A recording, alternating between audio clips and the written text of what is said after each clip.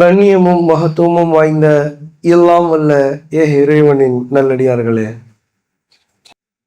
மலக்குமார்கள் குறித்து நாம் கடந்த வாரங்களில் சில செய்திகளை அறிந்து கொண்டோம். மலக்குமார்களுடைய தோற்றம் என்ன, அவருடைய சுபாவம் என்ன, எப்படிப்பட்ட படைப்புக்கு சொந்தக்காரர்கள் அவர்கள் எதை செய்வார்கள், எதை செய்ய மாட்டார்கள் போன்ற அடிப்படையான சில அம்சங்களை நாம் அறிந்து கொண்டோம். அதில் இன்றைக்கு நாம் மலக்குமார்கள் குறித்து அறிந்து கொள்ள இருக்கக்கூடிய செய்தி என்னவென்று சொன்னால், மலக்குமார்களுடைய பணிகளை குறித்து நாம் அறிந்து கொள்ள இருக்கின்றோம். மலக்குமார்களுடைய பணிகளில் நாம பிரதானமா அறிந்து வைத்திருக்கக்கூடிய சில பணிகள் இருக்கிறது. என்ன அப்படின்னு சொன்னா, இது ஜும்மாவுடைய தொழுகை. இந்த ஜும்மாவுடைய தொழுகையை பொறுத்த வரைக்கும் நம்ம அனைவருக்குமே தெரியும், மலக்குமார்கள் என்ன செய்வாங்க, வாசல்ல காத்துக்கிட்டு இருப்பாங்க. அவருடைய பணி எப்படி காத்துக்கிட்டு இருப்பாங்க, யார் ஜும்மாவுடைய ஆரம்ப நேரத்தில் வருகிறார், யார் அதற்கு அடுத்து வருகிறார், யார் அதன் பின்பு வருகிறார், எல்லாம் என்னது, இவங்க வந்து உட்கார்ந்துட்டீங்கல்ல, ஜும்மாவுக்கு முன்பு எல்லாரும் ஒரு பட்டியல ரெக்கார்ட் ஆயிட்டோம். அப்போ மலக்குமார்களை பற்றி நாம் பிள்ளைகளுக்கு சொல்லிக் கொடுக்கும்போது கூட இந்த செய்தியை நாம் சொல்லிக் கொடுத்துரும். சீக்கிரம் போ, நம்முடைய உள்ளமே சொல்லும், அந்த ஏட்டில் நம்ம பேர் வருமா வராதா என்ற அந்த கவலையோடு நம்ம வருவோம். இது மலக்குமாருடைய ஒரு பணி. இது மட்டும்தானா? மலக்குமார்களை பொறுத்த வரைக்கும் பல அற்புதமான பணிகளை அவர்கள் செய்து வருகிறார்கள். அதுல குறிப்பா சொல்வதாக இருந்தால், நமக்கு நெருக்கமான ஒரு பணி அவர்கள் செய்கிறார்கள். என்ன பணி? அல்லாஹ் தன்னுடைய திருமறையில மலக்குமார்கள் செய்யக்கூடிய பணிகளில் ஒன்றாக ஒரு செய்தியை சொல்லி காட்டுகின்றான்.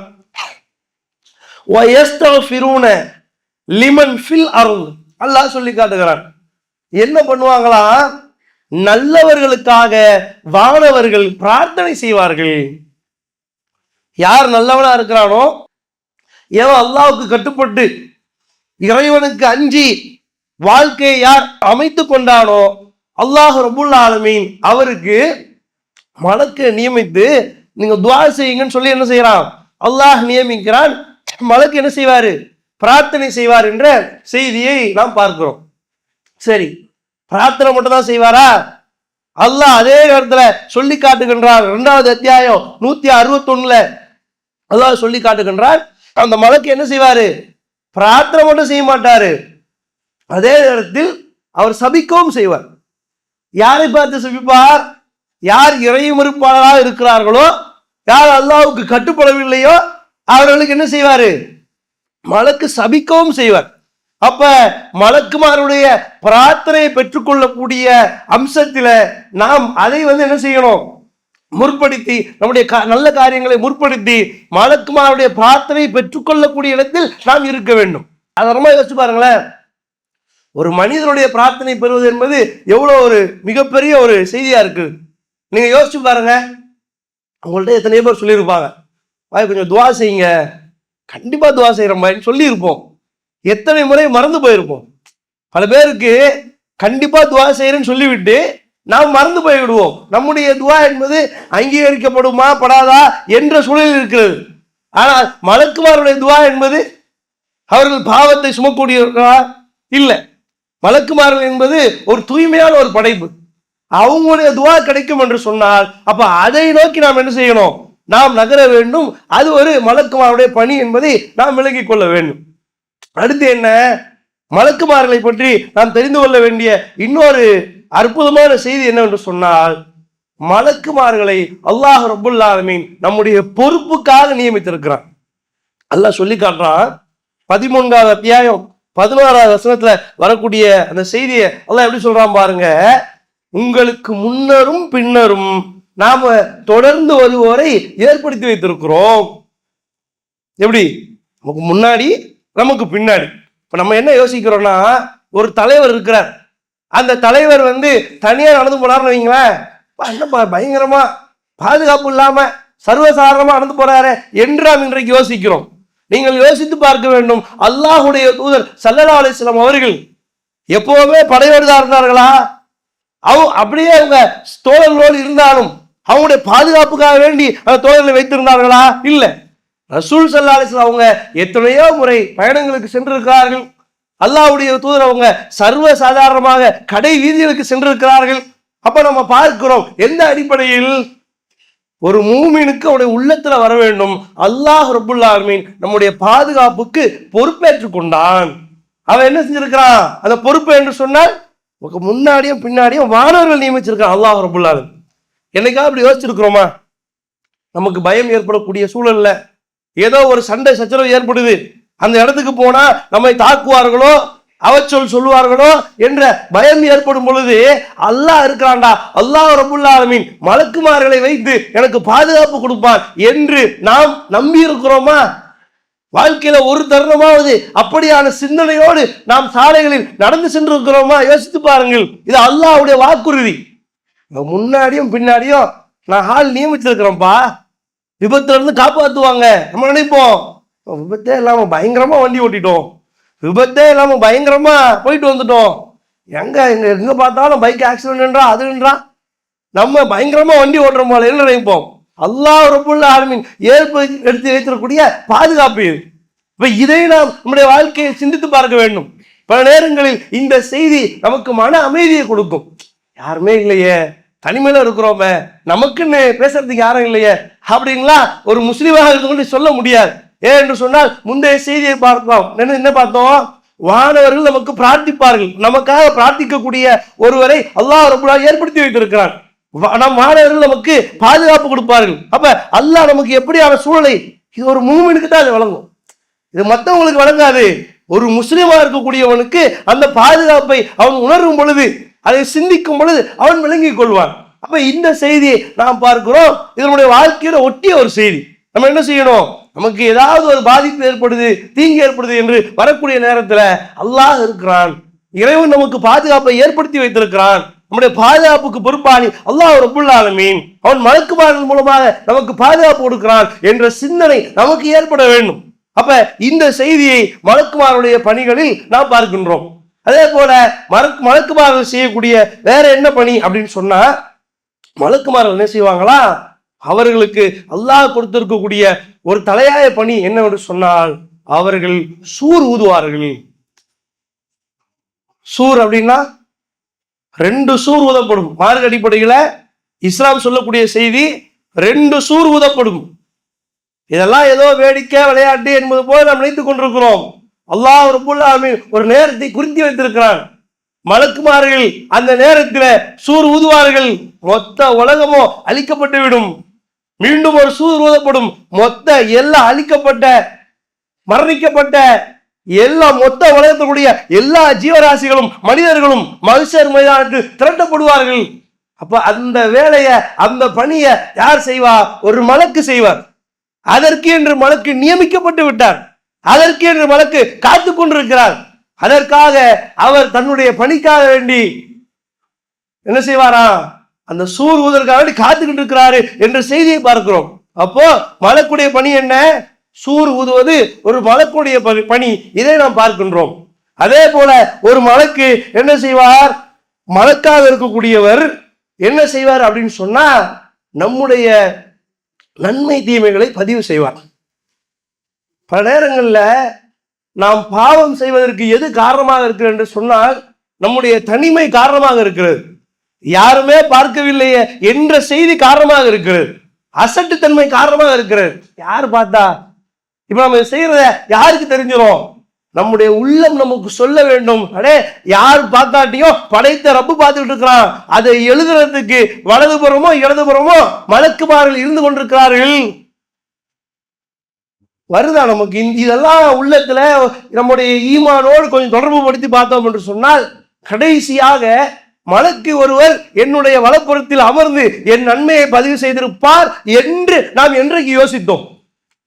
ஒரு தர்மம் செஞ்சுட்டோங்க, தர்மம் செய்து விட்டவுடன் தர்மம் செஞ்சோன்ற திருப்தி இருக்கலாம். இந்த தர்மத்தை இந்த மலக்கு எழுதிவிட்டார் என்ற சிந்தனை நமக்கு வந்திருக்குதா? கொஞ்சம் யோசிச்சு பாருங்க.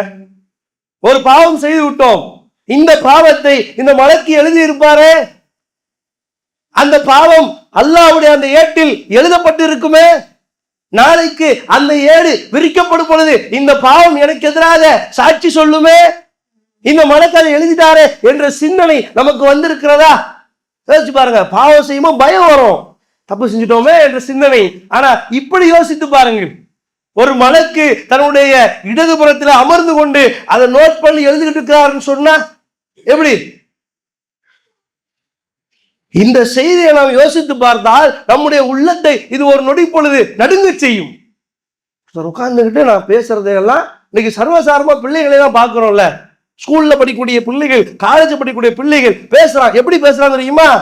அந்த பேச்சுல இருக்கக்கூடிய அந்த அநாகரிகமான அந்த வார்த்தைகளை பார்த்தோம் என்று சொன்னால், ஒரு முஸ்லிம் பையனா இருக்கிறான், அல்லாஹ்வை ஏற்றவனா இருக்கிறான், களிமா சொன்னா இருக்கிறான், களிமா சொன்னுடைய நாவுகள் இப்படிப்பட்ட வார்த்தைகளை சொல்லுகிறதே, சர்வசாதாரணமா பேசுறான்.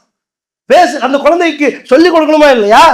நீ பேசுறது, நீ நடக்கிறது, நீ செய்யறது, நீ சிந்திக்கிறது எல்லாத்தையும் அல்லாஹ் ரப்புல் ஆலமீன் எழுதி வச்சிருக்கான்பா, அதை எழுதிட்டு இருக்கிறாங்கப்பா மலக்குமார்கள் என்ற செய்தி சொல்லப்பட வேண்டுமா இல்லையா? பிள்ளைகளுக்கு நம்ம சொல்றோமா? யோசித்து பாருங்கள். அப்ப நம்முடைய பாவங்களையும் நம்முடைய நன்மைகளையும் எழுதுவதற்காக வேண்டி மலக்கை அல்லாஹ் ரப்புல் ஆலமீன் நியமித்து வைத்திருக்கிறான். அதுபோக ஒரு செய்தி சொல்லப்படுகிறது. எப்படிப்பட்ட செய்தி? 2 மலக்குமார்கள் இருப்பாங்க. அல்லாஹ் பாருங்க, நம்மளை சுத்தி எவ்வளவு பெரிய நெட்வொர்க் ஏற்படுத்தி வச்சிருக்கான்றத கொஞ்சம் யோசிச்சு பார்க்கணும். 2 மலக்குமார்கள், அவருடைய பணி என்ன தெரியுமா? ஒருத்தர் என்ன செய்வாரா, ஃபஜருக்கு ஒரு டியூட்டி முடியும், இன்னொருத்தருக்கு அசருக்கு டியூட்டி முடியும். என்ன டியூட்டி? அவர் வருவார், நமக்காக நியமிக்கப்பட்ட மலக்கு நம்மோடு இருப்பார். பகல்ல ஒருத்தர், அசருக்கு ஒருத்தர்னு சொல்லி 2 பேர் இருப்பாங்க. என்ன செய்வாங்க? ஃபஜர்ல அவரு என்ன செய்வார்னா, இவன் தொழுது விட்டானா இல்லையா இந்த கணக்கை சமர்ப்பிற்காக என்ன செய்வாரு, அதை எடுத்துக்கிட்டு இவர் போவார். அசர்ல என்ன செய்வாரு, இந்த டியூட்டிக்கு வந்தவர் இவர் அசருக்கு போவார். 2 மலக்குமார்களும் சந்தித்துக் கொள்வார்கள். சந்தித்துக் கொள்ளும் பொழுது பேசிக் கொள்வார்கள். எந்த நிலையில் அவனை நீ விட்டு வந்தாய்? 2 மலக்கும் பேசிப்பாங்க. யாருக்குடைய மலக்கு? உங்களுக்கான மலக்கு, எனக்கான மலக்கு. 2 பேரும் என்ன செய்வாங்க? 2 பேரும் சந்திச்சு பேசிக்கிறாங்களாம். என்ன சூழல்லப்பா விட்டு வந்த? அப்ப தொழக்கூடியவனாக இருந்தால் சொல்லப்படும், அவர் தொழுத நிலையில் அஜர் தொழுது முடிச்சுட்டு அவர் உட்கார்ந்து இருக்கும் பொழுது அவர் அழகா நோட் பண்ணி எடுத்துட்டு போவார். என்ன எடுத்துட்டு போவாரு? தொழுதுடாண்டா, முடிஞ்சது, ரைட், ஓகே, அல்ஹம்துலில்லாஹ். என்ன செய்வாரு? அல்லாஹ் அந்த ரிப்போர்ட் கார்டை கொடுப்பதற்காக வேண்டி அந்த மலக்கு செல்லுவார். எதிரில் அந்த மலக்கு என்ன சொல்லுவார்? பா, தொழுத நிலையில தான் விட்டுட்டு வந்திருக்கிறேன் என்று. நம்முடைய வாழ்க்கையில் இது எத்தனை முறை நடந்தது யோசித்து பாருங்கள். தொழுத நிலையில்தான் அந்த மனிதனை நான் விட்டு வந்தேன் என்று சொல்லக்கூடிய சூழலில் தான் நம்முடைய வாழ்க்கை இருக்கிறதா? அல்லது மலக்குமார்கள் சபிக்கக்கூடிய நிலையில், தொழுதெல்லாம் இல்லப்பா, தூங்கிட்டு இருக்கிறான்பா, வியாபாரம் பார்த்துட்டு இருக்கிறான்பா, அவன் மற்ற விஷயத்துல இருக்கலாம்பா, தொழவே இல்லப்பா என்று அல்லாஹ் இடத்துல சமர்ப்பிக்கக்கூடிய அந்த ரிப்போர்ட் கார்டுல இவன் தொழவில்லை, இவன் தொழுகையாளி இல்லை என்று எழுதப்பட்டு பாவத்தாளியாக நம்முடைய கணக்குகள் சமர்ப்பிக்கக்கூடிய அந்த நிலையில் நாம் இருக்கிறோமா? யோசித்து பாருங்கள். மலக்குமார்கள் 2 பேர் பேசிக்கொள்வார்கள், தொழக்கூடிய நிலையில் அவன் இல்லை அப்படின்னு நான் நினைச்சு பாருங்க. நான் சொன்னேன், மலக்குமார்கள் சபிப்பார்கள், மலக்குமார்கள் பிரார்த்திப்பார்கள். அப்ப சபிக்கக்கூடிய இடத்துல இருக்கிறோமா, பிரார்த்திக்கக்கூடிய இடத்துல இருக்கிறோமா? யோசித்து பாருங்கள். நமக்கு பின்னாடி அல்லாஹ் எப்படிப்பட்ட நெட்வொர்க்கை ஏற்படுத்தி வச்சிருக்கான். நம்முடைய உள்ளங்கள் இதன் மூலமாக கொஞ்சம் நடுங்க வேண்டும்.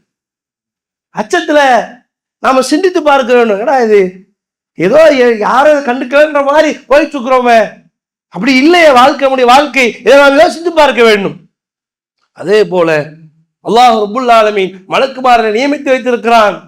எதற்காக என்று சொன்னால், நம்முடைய உயிரை கைப்பற்றுவதற்காக ஒரு மலக்கு இருக்கிறது.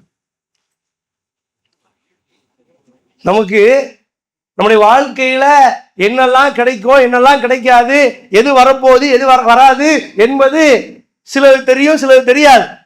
ஆனால் நம்மை வந்து சந்திக்கக்கூடிய நபர்களில் மிக முக்கியமான ஒருவர் யார் என்று சொன்னால், நம்முடைய உயிரை கைப்பற்றுவதற்காக அல்லாஹ்வால் நியமித்து விட்ட ஒரு மலக்கு. அவருடைய பணியே அதுதான். காத்துக்கிட்டு இருக்கிறார். நாளைக்கு வருவாரா, அடுத்த நாள் வருவாரா, இன்று இரவு வரப்போகிறாரா, 5 ஆண்டுகள் கழித்து வரப்போகிறாரா, அது மாத்திரம்தான் தெரியாது. கண்டிப்பாக நம்முடைய உயிரை கைப்பற்றுவதற்கு என்று ஒரு மலக்கு வருவார். இதை அல்லாஹ் தன்னுடைய திருமறையில சொல்லி காட்டுகின்றான். அந்த மலக்கு நல்லவர்களுடைய உயிரை கைப்பற்றும் பொழுது அந்த மலக்கு என்ன செய்வாரா, சலாம் சொல்லி, அவருக்கு அழகான முறையில் சலாம் சொல்லி நல்லவருடைய உயிரை கைப்பற்றுவார் என்ற செய்தியை அல்லாஹ் ரப்புல் ஆலமீன் தன்னுடைய திருமறைகளை சொல்லி காட்டுகின்றான். உங்களுக்கு சொர்க்கம்தான் என்ற நற்செய்தியை அவர்கள் சொல்லுவார்கள் என்ற செய்தியை அல்லாஹ் ரப்புல் ஆலமீன் திருமறைகளை சொல்லி காட்டுகின்றான். அதே நேரத்தில் கெட்ட உயிராக இருந்தால், கெட்ட ஆன்மாவாக இருந்தால், அந்த ஆன்மாவிடத்துல சொல்லப்படும், ஓ கெட்ட ஆன்மாவே நீ வெளியேறு. இந்த கெட்ட ஆன்மா வெளியேறும். எப்படி வெளியேறும்? அதனுடைய வேதனை, அந்த வலி ஹதீஸ்கள்ல சொல்லப்படுகிறது. அது அப்படியே ஒரு மரத்தை, ஒரு முள்ளின் மீது போடப்பட்ட ஒரு துணியை போல, ஒரு பட்டாடையை போல, ஒரு சேலையை போல, எப்படி அதை எடுக்க முடியுமா? யோசிச்சு பாருங்க. அப்படி அதை எடுத்து அதை கிழித்து அந்த வேதனையில் அந்த ரூஹு படக்கூடிய வேதனை சொல்லி காட்டப்படுகிறது. யோசித்து பாருங்கள். அப்ப அதற்கு என்று ஒரு மலக்கு இருக்கிறார். எந்த சூழலில் வந்து உயிரை கைப்பற்ற போகிறார், இதை நாம் யோசித்து பார்க்க வேண்டும்.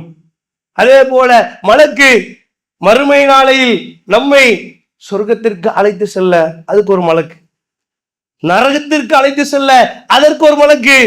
அழைத்து மனுஷன் சும்மா போயிடுவானா நரகத்துக்கு? நரகத்துக்கு போப்பா, நீ ஃபெயிலா போயிட்ட போ அப்படின்னா போயிடுவானா? அடித்து சங்கிலிகளால் பிணைத்து அவனை இழுத்து செல்வார்கள். கை சேதமே, என் கை சேதமே, என்னடா இப்படி ஆயிடுச்ச நிலைமை என்று மனிதன் புலம்புவான். நரகத்தில் தூக்கி போடப்பட்ட அந்த மனிதன் கேட்பானா, ஓ மாலிக் அவர்களே, நரகத்துடைய காவலாளி தலைவர், அவரை பார்த்து கேட்பார்கள், ஓ மாலிக் அவர்களே, இந்த வேதனை தாங்க முடியவில்லை, என்ன செய்வது, எப்படியாச்சும் இங்கிருந்து வெளியேற்றுங்களேன் அப்படின்னு சொல்லும் பொழுது அவர் கேட்பாரா, நம்பா இந்த உலகத்துல நீங்க வாழும் பொழுது உங்களுக்கு அந்த நற்செய்தி வரலையா? அல்லாஹ்வை பற்றி, தூதரை பற்றி எந்த செய்தி உங்களுக்கு வரலையா? எல்லாமே வந்துச்சு, என்னுடைய தலைவர்கள் எங்களை வழிகெடுத்து விட்டார்கள். மக்கள் சொல்லுவார்கள். சொல்லக்கூடிய நேரத்துல அவங்க பின்னாடி போனீங்கன்னா நரகம் நம்ப உங்களுக்கு என்று சொல்லி அந்த மலக்குமார்கள் கைவிரித்து விடுவார்கள். யோசித்து பாருங்கள், அந்த மலக்குமார்களை எப்படி நாம் சந்திக்க போகிறோம் என்பது நம்முடைய வாழ்க்கையிலிருந்து அது வெளிப்பட இருக்கிறது. மலக்குமார்களை கொடூரமானவர்களாக சந்திக்க இருக்கிறோமா? மலக்குமார்களை நல்ல முறையில் நமக்கு சலாம் சொல்லக்கூடிய சூழலில் சந்திக்க இருக்கிறோமா என்பதை நாம் முடிவு செய்து கொள்ள வேண்டும். கபர்ல வருவார்கள், கபர்ல வேதனைப்படுத்துவதற்காக வேண்டி மலக்குமார்கள் வருவார்கள். அதே நேரத்துல கபர்ல நற்செய்தி சொல்வதற்காக வேண்டி மலக்குமார்கள் வருவார்கள். ரெண்டுத்துக்கும் இருக்கு. அந்த ரூஹு நடுங்கும், அஞ்சு நடுங்கும். கபர்ல வரக்கூடிய நேரத்துல என்ன ஆக போது தெரியலையே, எல்லாருடைய காலணி ஓசைகளும் நம்மை விட்டு சென்று விட்ட பிறகு மலக்குமார்கள் நம்மை வந்து சந்திப்பார்கள். அந்த இருட்டு அறையில் யாருமே நம்மோடு இருக்க மாட்டார்கள். நீங்கள் நேசித்த குழந்தை, நீங்கள் நேசித்த உங்களுடைய தாய், உடைய தந்தை, வேறு யாருமே இருக்க மாட்டார்கள்.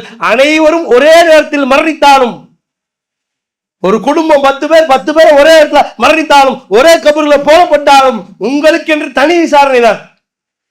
யாரும் வந்து உங்களுக்காக பரிந்து பேச மாட்டார்கள். கேட்கப்படும், ரப்பு யார், மன் ரப்புக்க, உடைய இறைவன் யார், உடைய நபி யார், முகமது நபியை பத்தி சொல்லப்படிய தெரியுமா உனக்கு? சொல்லி இருந்தாங்க, பேசிக்கிட்டு இருந்தாங்க, தெரியல, இப்படிதான் சொல்லப்படும். பதில் இப்படித்தான் வரும். யார் அவரை பின்பற்றினார்களோ அவங்க சொல்லுவாங்க, அல்லாஹுடைய தூதர் முகமது நபி என்று சொல்லுவார்கள். ஆனால் யார் அவரை பின்பற்றவில்லையோ, எங்கேயோ கேள்விப்பட்டனே, மக்கள் பேசிக்கிட்டு இருந்தாங்களே என்று சொல்லுவார்கள். அவர்களுக்கு சொல்லப்படும் அந்த கபரு, யார் நல்ல ஆன்மாவாக இருக்கிறாரோ அந்த கபரு விசாலமாக்கப்படும். அவர்களுக்கு நற்செய்தி சொல்லப்படும். புது மாப்பிள்ளையை போல தூங்குகள் என்று சொல்லப்படும். சொல்லிட்டு மலக்குமார்கள் போயிடுவாங்க. யார் அந்த இடத்துல கெட்ட ஆன்மாவாக அல்லாஹ்வை மறுத்து வாழ்ந்தவனுக்கு அந்த கபரு நெருக்கப்படும், கபரு இருட்டாக்கப்படும். கபரு வேதனை உடைய வினாக்கள் ஒன்றோடு ஒன்று பின்னிக்கொள்ளும். அப்ப மலக்குமாருடைய பணி என்பது தப்பிச்சுட்டு போலான்னு நினைச்சா போயிட முடியுமா? மறுமையிலேயோ கபர் வாழ்க்கையிலேயோ இதை விட்டு எங்கேயும் போக முடியாது. காவலாளிகளாக மலக்குமார்கள் நிறுத்தப்பட்டிருப்பார்கள். தப்பிச்சு ஓடிடலாம், எங்கேயும் போக முடியாது. அப்ப நாம் யோசித்து பார்க்க வேண்டும், இந்த மலக்குமார்கள் என்பவர்கள் நம்முடைய வாழ்க்கையில நம்மை தொடர்ந்து வந்து கொண்டே இருக்கிறார்கள், நம்ம கூட தான் இருக்கிறாங்க.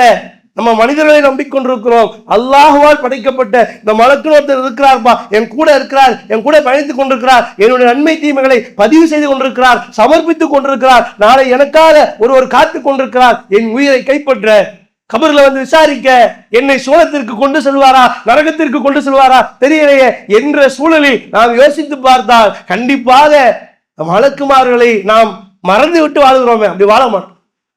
கூட இருக்கிறாரு, எழுதிக்கிட்டு இருக்கிறாரு, என்னை பத்தி அல்லாஹ்ட்ட நல்லா போய் சமர்ப்பிக்கணும், நல்ல ரெக்கார்டு கொடுக்கணும் என்ற சிந்தனை நம்முடைய இறையச்சத்தை பலப்படுத்தி நம்முடைய நேர்மையாக வாழக்கூடிய மக்களாக அல்லாஹ் ரப்புல் ஆலமீன் இந்த மலக்குமாருடைய சிந்தனை நமக்கு நல்ல முறையில் கொடுத்து அவர்களை சந்திக்கும் பொழுது அவர்கள் நம்மை சலாம் சொல்லக்கூடிய சூழலில் நாம் சந்திக்க வேண்டும். அப்படிப்பட்ட வாய்ப்பை அல்லாஹ் ரப்புல் ஆலமீன் நமக்கு தந்தருள் புரிய வேண்டும் என்று பிரார்த்தித்து நிறைவு செய்கின்றேன்.